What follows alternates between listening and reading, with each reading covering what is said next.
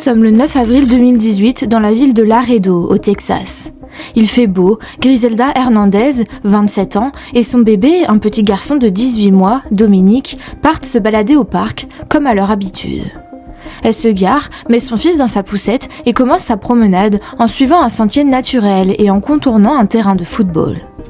À chaque pas, elle se rapproche de la rivière, mais ce n'est pas seulement parce que le coin est joli, mais surtout car Griselda a un rendez-vous secret. Elle est excitée. Elle se rapproche du lieu de rencontre, un endroit isolé et broussailleux, près de la rivière Rio Grande. Il est environ 9h45. Ce sera la dernière balade pour Griselda et son fils Dominique.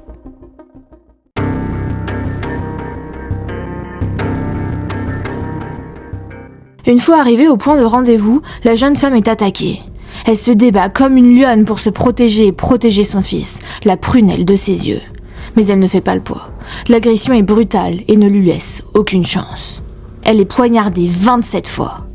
Une fois au sol, immobile, l'agresseur s'en prend au petit garçon, qui l'emmène plus loin dans la végétation avant de le tuer. Puis l'agresseur tente de faire croire que des promeneurs ont attaqué la femme. Il récupère les 2 téléphones de la jeune femme et se débarrasse du jouet du bébé.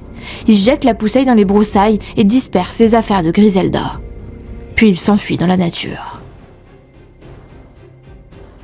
Vers midi, un agent patrouille dans le même secteur et tombe sur la scène déconcertante. Il jette un coup d'œil et trouve le corps de Griselda et appelle des renforts. Le rapport de l'agent dit « Je passais devant le parc Father McNaboe lorsque j'ai croisé l'agent Francisco Lara. Environ 1 minute plus tard, je l'ai appelé à l'aide car je venais de trouver un sujet étendu par terre.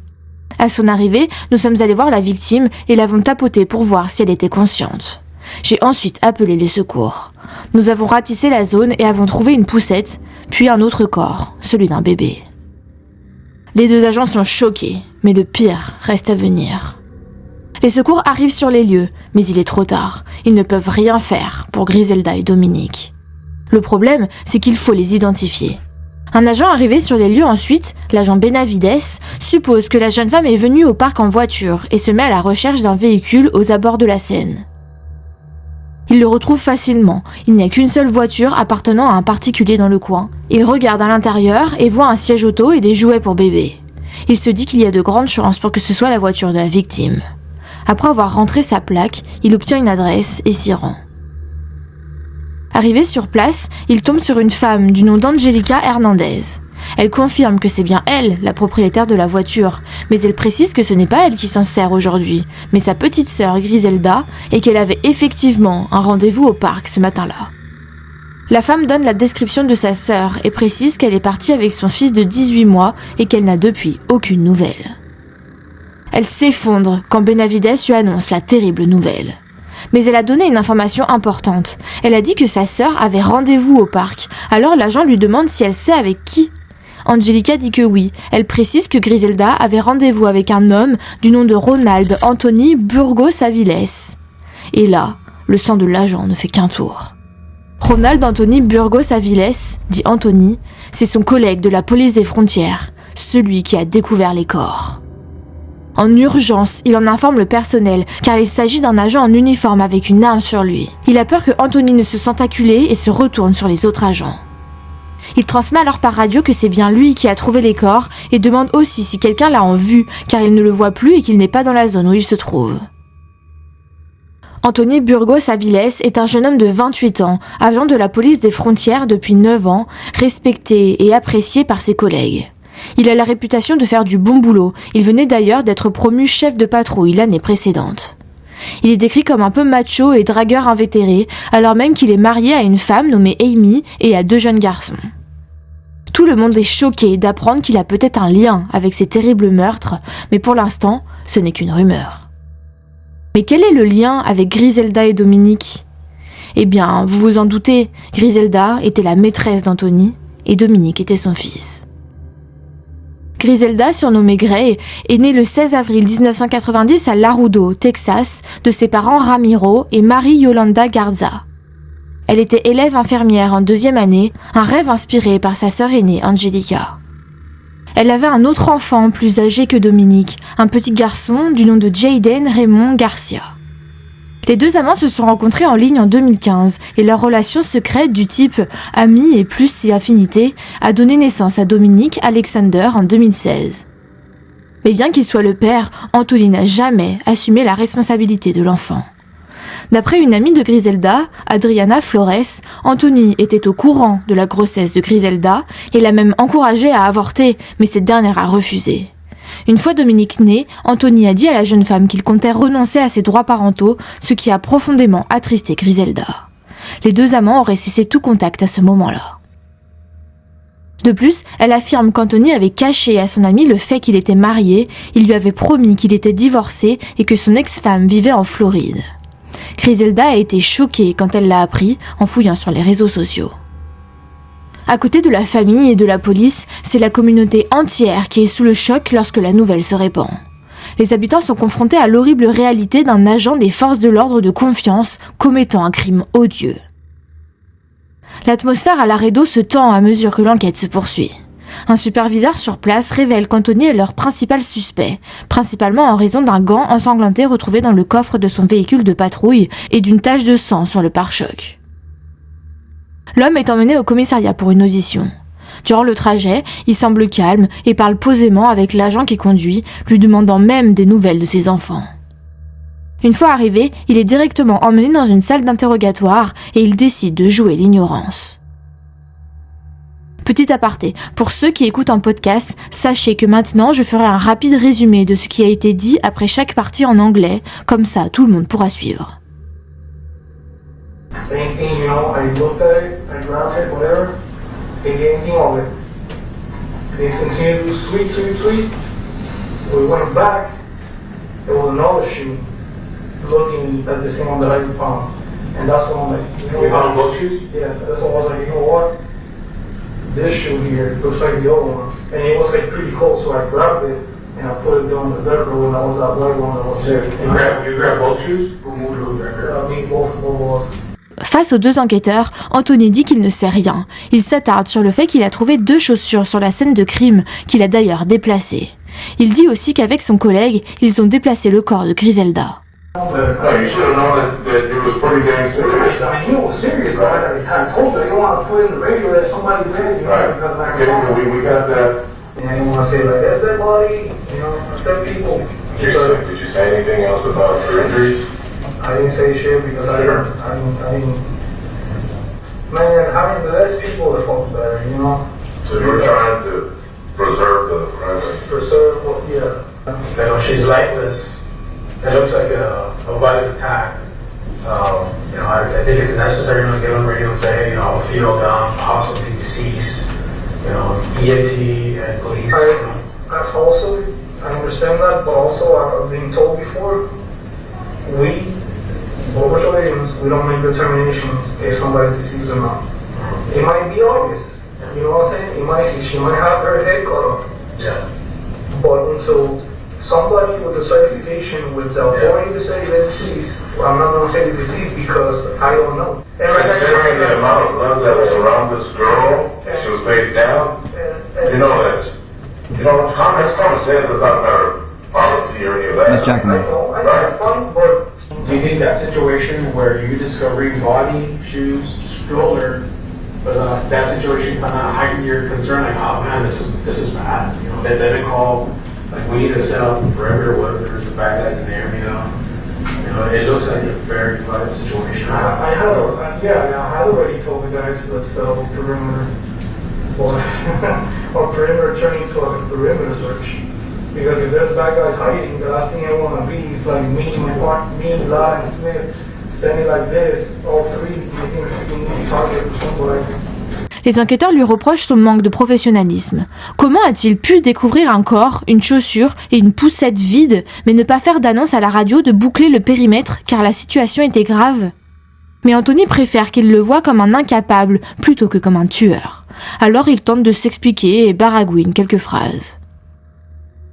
You obviously saw the scene and now you saw the car.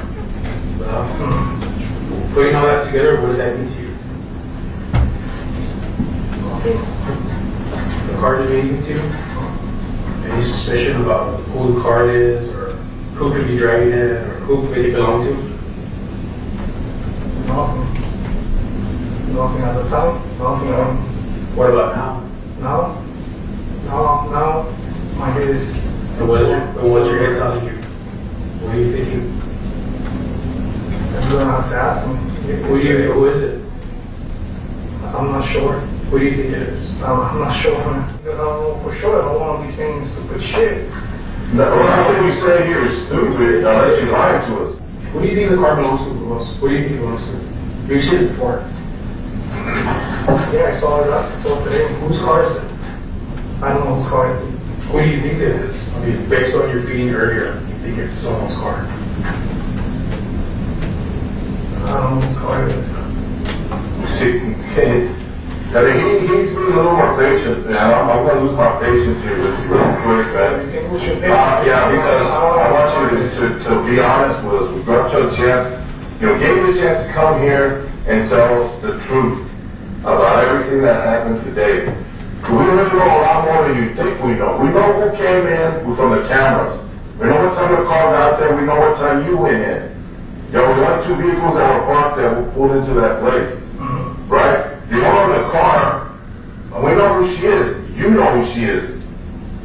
You have a baby with her. Il raconte qu'il croit avoir reconnu la voiture de la victime, mais insiste finalement en disant qu'il ne sait pas à qui elle appartient quand les enquêteurs lui posent la question à plusieurs reprises, ce qui les énerve. Anthony dit qu'il ne veut pas donner un nom au hasard et donner une réponse stupide, mais l'enquêteur réplique que ça ne peut pas être une réponse stupide, à moins qu'il mente. L'un des enquêteurs lui dit qu'il commence à perdre patience. La tension monte. Les détectives voient clair dans son jeu. Ils pensent qu'Anthony ment quand il dit ne pas savoir qui est la victime. Ils lui disent qu'il a la possibilité de dire la vérité, car de toute manière, ils en savent plus que ce qu'Anthony pense. Ils lui disent qu'ils savent qui est la victime et qu'ils savent qu'Anthony la connaît. Mais il reste campé sur ses positions. Okay, let me ask you this. Are you married? Yes. Do you have a baby with another girl? I don't know. I don't know. I can't. That's a stupid answer. You mean? What do you mean you don't know? You answer no, bud. There's no playing around with this. We're talking adult homicide. Do you have a baby with someone else? Yes or no? We simple. You gotta make it easier for someone else. You gotta make it easier for someone. It makes the situation worse. I know where you're going. Listen, asking you if you have a baby with someone other than your wife is a yes or no. I'm not gonna judge you. I don't give a damn. I'm just asking you, do you have a child with somebody else? It's because I don't know. L'enquêteur chauve lui demande s'il a eu un bébé avec une autre femme que son épouse, et Anthony se sent piégé, ça se voit, mais il reste quand même détaché de la situation. L'enquêteur lui rappelle la gravité de l'affaire. On parle d'un double homicide. L'enquêteur lui redemande clairement « As-tu eu un enfant avec quelqu'un d'autre, oui ou non ?» Mais Anthony tourne autour du pot. L'interrogatoire continue et Anthony continue de nier. À la fin, il n'admet toujours pas que Dominique est son enfant. Il dit, je cite, « Elle n'a pas prouvé que c'était bien moi le père. » L'enquête se poursuivra sur plusieurs années. Les preuves sont récupérées et Ronald Anthony Burgos Aviles est accusé de double homicide et incarcéré. Son procès s'ouvre début juillet 2023, 5 ans après les faits. Il plaide non coupable. Dans la salle d'audience, les membres de la famille de Griselda et Dominique portent du violet en signe de solidarité. Plus de 20 témoins sont appelés à témoigner, des membres des forces de l'ordre, dont les agents de police des frontières et des enquêteurs de la police de Laredo, ainsi que des amis et des proches de la victime. Anthony, vêtu d'un costume noir, est assis à la table des accusés avec ses avocats. Il a l'air serein. Le procureur du comté de Webb, Isidro Alaniz, présente les arguments de l'accusation par ordre chronologique devant un jury majoritairement féminin. Selon l'accusation, voici le déroulé des faits. Griselda, élève infirmière et déjà mère d'un enfant, était en difficulté financière. Elle a donc finalement décidé de demander une pension alimentaire à Anthony en 2018, 2 ans après la naissance de Dominique. Le 25 mars 2018, Anthony et Griselda organisent une première rencontre à Winfield Park. Griselda espérait que Anthony change d'avis et décide finalement de devenir un père pour leur fils et qu'il accepterait également de discuter de la pension alimentaire. Mais d'après la meilleure amie de Griselda, Adriana, Griselda a regretté cette rencontre car elle ne s'est pas déroulée comme prévu.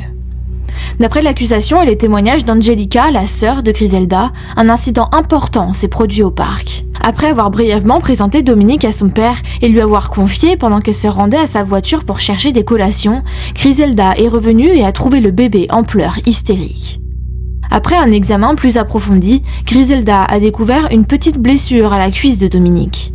Inquiète, elle s'est précipitée chez sa sœur, une infirmière diplômée d'État, pour un examen plus approfondi. Témoignant avoir remarqué quelque chose d'anormal en examinant Dominique, Angelica a demandé à sa sœur si Dominique avait été vacciné récemment, ce à quoi Griselda a répondu que non. Dans la journée, Anthony a envoyé un SMS à Griselda disant « Tu vas me détester ». Inquiète, Angelica a constaté que la zone affectée était devenue noire et qu'elle saignait. Consciente de la gravité de la situation, elle a suggéré de se rendre immédiatement aux urgences. Lors de son témoignage au procès, le docteur Rodriguez révèle que son diagnostic de fin de traitement était une piqûre d'insecte, basée sur les informations fournies par Griselda. Le médecin a vu Dominique à 3 reprises et a constaté une amélioration progressive de la blessure. Cependant, d'après lui, le bébé semblait encore souffrir atrocement lors de sa dernière visite. Angelica témoigne que son neveu a subi une transformation importante suite à l'incident. Auparavant un enfant joyeux et actif, Dominique était désormais en proie à la douleur et à la peur, boitant visiblement, devant utiliser un chariot de marche ou un trotteur pour marcher. Alors Angelica a demandé un second avis à un autre médecin qui a conclu que la blessure semblait être une plaie perforante plutôt qu'une piqûre d'insecte, ressemblant à un point d'injection, vraisemblablement résultant d'une aiguille de 14 à 18 pouces insérée dans le corps du bébé. Et devinez quoi ? Une aiguille de ce type a ensuite été retrouvée dans la boîte repas d'Anthony. L'accusation clame alors que l'accusé a donc tenté de tuer son fils une première fois avant le jour de son décès, qu'il s'agissait d'un assassinat en 2 plans dont le premier a échoué. Après cet incident au parc, Griselda envoie un SMS à Anthony le 27 mars disant « Dominique ne sera pas toujours le petit garçon sur les photos. Il sera bientôt plus grand et il me questionnera et voudra te connaître. Tu ne peux pas me faire ça. » Anthony répond qu'il passera les voir dans quelques semaines, mais en fait, il n'a plus voulu entrer en contact avec Griselda. Il l'a bloquée de partout et supprimé des réseaux sociaux. Alors Angelica a été très surprise quand il a proposé un rendez-vous à sa sœur le 9 avril 2018. D'après son témoignage, voici la conversation SMS qu'elle a eue avec sa sœur le matin des meurtres. Griselda, je peux emprunter ta voiture ? Angelica, oui, pour aller où ? Griselda, Anthony m'a proposé de se voir. Angelica, je ne crois pas que ce soit une bonne idée. Griselda, on va au parc, ce sera dans un espace public. Angelica, je flippe, je ne crois pas que ce soit une bonne idée, mais oui, tu peux emprunter la voiture. Griselda, je te tiens au courant. Angelica, mais pourquoi voudrait-il te revoir maintenant ? Il va essayer de te convaincre d'abandonner la demande de pension alimentaire. Griselda, il n'y arrivera pas. Donc, ce 9 avril 2018, Anthony Burgos se lève et se rend au poste de police à 5h45, comme à son habitude, puis part en patrouille dans le parc Father McNaboe vers 8h. Anthony gare sa voiture proche du lieu de rendez-vous avec Griselda et se tient en embuscade dans sa voiture, prévoyant de surprendre les victimes. L'accusation affirme qu'entre 9h45 et 10h10, le jour des meurtres, il a poignardé Griselda à 27 reprises à la tête, au visage, aux épaules, au dos, aux bras et aux oreilles, la rendant méconnaissable. L'accusation poursuit en affirmant qu'il s'est ensuite tourné vers le bébé Dominique, le sortant de sa poussette et l'amenant dans les broussailles au bord de la rivière. Le procureur Alaniz souligne que le bébé n'est pas mort de ses blessures initiales, mais d'une dernière entaille au cou.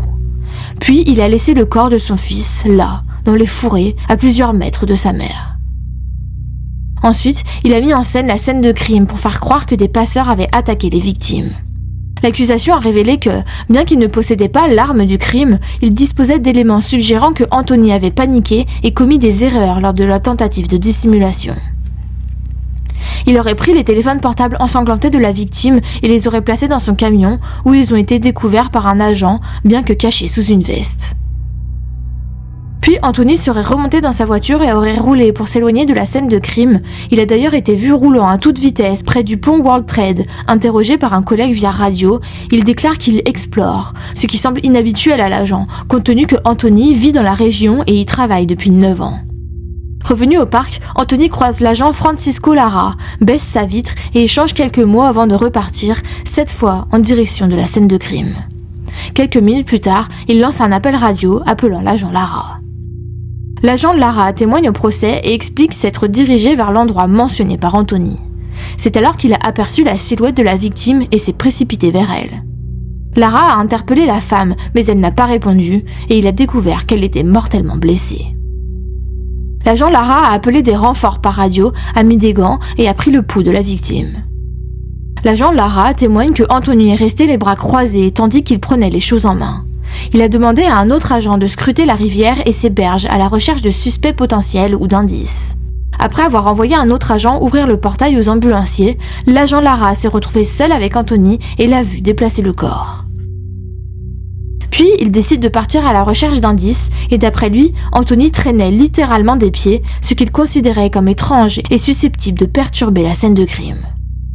Revenu au corps de Griselda, il s'aperçoit que sa deuxième chaussure, qui était manquante, est posée à côté de son corps et a pensé qu'Anthony l'avait posée là. Il perturbe donc bien la scène de crime. Lors du procès, l'agent Lara a été si bouleversé qu'il a craqué à la barre. Ses pleurs ont retenti dans la salle d'audience et les jurés ont baissé les yeux, touchés par l'intensité du moment. L'agent Lara a exprimé sa déception en déclarant « Nous sommes censés être les gentils ». Lors de ses échanges avec les enquêteurs, l'agent Benavides apprend que Griselda possédait 2 téléphones, mais qu'ils étaient introuvables. Benavides a regardé dans le véhicule de patrouille d'Anthony et affirme avoir trouvé les 2 téléphones sur le siège passager, sous un gilet tactique, à côté d'un sac à dos et d'un short. Une fois au commissariat, il envoie les téléphones à la police scientifique pour des prélèvements ADN car ils contenaient du sang. Bien qu'interrogé par les enquêteurs, Anthony n'a pas mentionné la découverte de téléphones portables sur la scène de crime. Des témoignages supplémentaires révèlent que les enquêteurs ont trouvé une vidéo de surveillance qui a capturé ce qu'ils croient être le véhicule d'Anthony à proximité de l'endroit où les corps ont été retrouvés à 10h10, puis il est enregistré sur Lowry Road à 10h12, puis sur Las Cruces Drive à 10h16. De plus, les données de localisation de Google indiquent que le téléphone portable de l'agent de patrouille se trouvait à proximité des scènes de crime à 8h27. Les données de localisation Google du téléphone s'arrêtent à 9h26. Concernant la défense, ils appellent à la barre le docteur Gonzalez, qui a examiné le dossier médical d'Anthony. Apparemment, il prenait de la testostérone et de la phentermine. Le docteur Gonzalez déclare au jury que la testostérone peut avoir de multiples effets secondaires tels que l'anxiété, la colère et d'autres émotions négatives si le médicament n'est pas correctement équilibré. Le médecin explique également au jury ce qu'était la phentermine, qui est selon lui un stimulant provoquant une suppression de l'appétit, et les effets secondaires de la phentermine comprennent l'anxiété, la nervosité, la dépression et la psychose. Lorsque le procureur demande au docteur Gonzalez si les dossiers médicaux montraient que les niveaux de testostérone de l'accusé étaient anormaux, le docteur Gonzalez répond que ces niveaux étaient réguliers. Également, Anthony a été soumis à une évaluation psychologique et il n'a pas été déterminé qu'il souffrait d'une quelconque pathologie mentale. Néanmoins, la défense affirme que l'aiguille retrouvée dans la boîte repas d'Anthony lui servait à s'injecter ces substances. Vient le moment des plaidoiries. Le procureur Alanis déclare au jury que c'est la demande de pension alimentaire de Griselda qui a provoqué la réaction d'Anthony et le passage à l'acte. Il dit, je cite, « une menace ». Il a perçu cette demande comme une menace. Une menace contre son mariage, son emploi, sa carrière, son mode de vie, son compte en banque. Qui était la plus grande menace ? Ce petit bébé était sa plus grande menace. Il qualifie Anthony Burgos de tueur et de danger pour la société. L'avocat d'Anthony, maître Eddie Peña, soutient que les crimes présumés constituaient une aberration dans la vie par ailleurs respectueuse des lois de l'accusé. Il souligne qu'avec l'une ou l'autre des peines auxquelles Anthony est susceptible d'être condamné, la réclusion à perpétuité ou la peine de mort, il mourrait de toute manière en prison et encourage le jury à condamner le péché plutôt que l'homme. Le 6 juillet, Ronald Anthony Burgos Aviles est reconnu coupable des meurtres de Griselda et de Dominique Hernandez. Il est emmené en prison. Commence alors la phase d'application des peines, là où le jury entend des témoignages, etc. Plusieurs membres de la famille des victimes font des déclarations sur l'impact qu'ont eu les meurtres sur leur vie. La mère de Griselda s'adresse directement à Anthony en déclarant « Dans la Bible, avez-vous déjà lu le passage où il est écrit « Tu ne tueras point » L'avez-vous lu ? J'espère qu'à chaque fois que vous fermez les yeux, vous voyez Griselda et Dominique se battre pour leur vie. Je garderai toujours Griselda et Dominique près de mon cœur, où personne ne leur fera plus jamais de mal. À un moment, des enregistrements audio sont passés dans la salle du procès, enregistrement des appels qu'a passé Anthony depuis la prison. Le caporal Dana Sarkis de la prison du comté de Webb est appelé à la barre. Il déclare au jury que le prisonnier a passé plus de 2000 appels téléphoniques. Certains étaient destinés à sa femme, d'autres à sa mère, son père, sa grand-mère et à une personne identifiée comme Sahara Cambron. Sarkis a également déclaré que le prisonnier a accès à des services de messagerie électronique en prison. Il a envoyé 1000 mails à sa femme et 400 à cette fameuse Sahara. Le 18 juillet 2023, après environ 9 heures de délibération, le jury condamne Ronald Anthony Burgos Aviles, 34 ans, à la réclusion à perpétuité, sans possibilité de libération conditionnelle. Ce verdict est prononcé dans un État où la peine de mort est très répandue. Le Texas est l'État qui a procédé au plus grand nombre d'exécutions, 583, depuis 1976. Toutefois, au cours des 2 dernières décennies, le nombre de nouvelles condamnations à mort au Texas a diminué, passant de 51 en 1999 à seulement 2 en 2002, ce qui suggère un changement d'attitude de l'État quant à l'application de la peine de mort. Après le prononcé de la sentence, le procureur du comté de Webb, Isidro Alaniz, tient une conférence de presse. Il déclare, je cite, « La vie de M. Burgos sera difficile. Il sera toujours connu comme un tueur de bébés et pour avoir tué la mère de Dominique, son ancienne compagne. Il mourra en prison et ne verra jamais la lumière du jour.